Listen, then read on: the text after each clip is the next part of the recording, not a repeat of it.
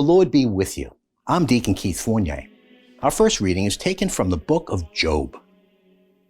One day, when the sons of God came to attend on Yahweh, among them came Satan. So Yahweh said to Satan, "Where have you been?" "Prowling about on earth," he answered, "roaming around there." So Yahweh asked him, "Did you pay any attention to my servant Job? There is no one like him on the earth, a sound and honest man who fears God and shuns evil."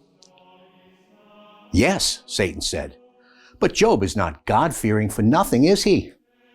Have you not put a wall around him and his house and all his domain? You have blessed all he undertakes, and his flocks throng the countryside. But stretch out your hand and lay a finger on his possessions, then I warrant you, he will curse you to your face." "Very well," Yahweh said to Satan, "all he has is in your power, but keep your hands off his person." So Satan left the presence of Yahweh. On the day when Job's sons and daughters were eating and drinking in their eldest brother's house, a messenger came to Job. "Your oxen," he said, "were at the plow with the donkeys grazing at their side when the Sabaeans swept down on them and carried them off and put the servants to the sword. I alone have escaped to tell you." He had not finished speaking when another messenger arrived. "The fire of God," he said, "has fallen from heaven and burnt the sheep and shepherds to ashes. I alone have escaped to tell you."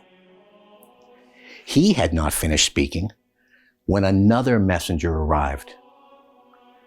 "The Chaldeans," he said, 3 bands of them have raided the camels and made off with them and put the servants to the sword. I alone have escaped to tell you." He had not finished speaking when another messenger arrived. "Your sons and daughters," he said, "were eating and drinking at their eldest brother's house when suddenly from the desert a gale sprang up, and it battered all 4 corners of the house, which fell in on the young people. They are dead. I alone have escaped to tell you." Then Job stood up, tore his robe, and shaved his head. Then falling to the ground, he prostrated himself and said, "Naked I came from my mother's womb. Naked I shall return again. Yahweh gave, Yahweh has taken back. Blessed be the name of Yahweh." In all this misfortune, Job committed no sin, and he did not reproach God. And our response is taken from Psalm 17. "Listen, Yahweh, to an upright cause. Pay attention to my cry. Lend an ear to my prayer, my lips free from deceit. From your presence will issue my vindication, your eyes fixed on what is right.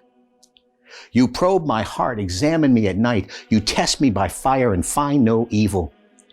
I have not sinned from my mouth. I call upon you, God, for you answer me. Turn your ear to me, hear what I say. Show the evidence of your faithful love, Savior of those who hope in your strength against attack." And a reading from the Holy Gospel according to St. Luke. An argument started between them about which of them was the greatest. Jesus knew what thoughts were going through their minds, and he took a little child whom he set by his side. And then he said to them, "Anyone who welcomes this little child in my name welcomes me. And anyone who welcomes me welcomes the one who sent me. The least among you all is the one who is the greatest." John spoke up. "Master," he said, "we saw someone driving out devils in your name, and because he is not with us, we tried to stop him." But Jesus said to him, "You must not stop him. Anyone who is not against you is for you." The Gospel of the Lord.